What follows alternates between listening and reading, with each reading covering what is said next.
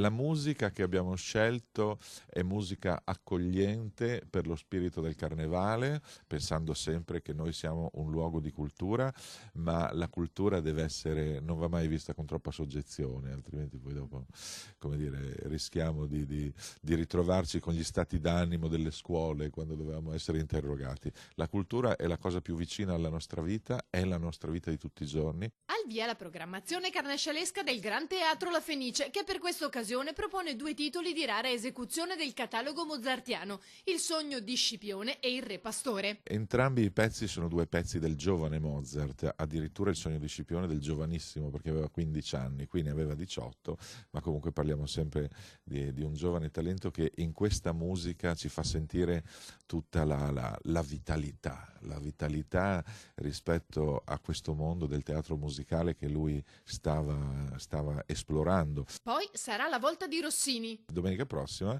arriva l'Italiano in Algeri.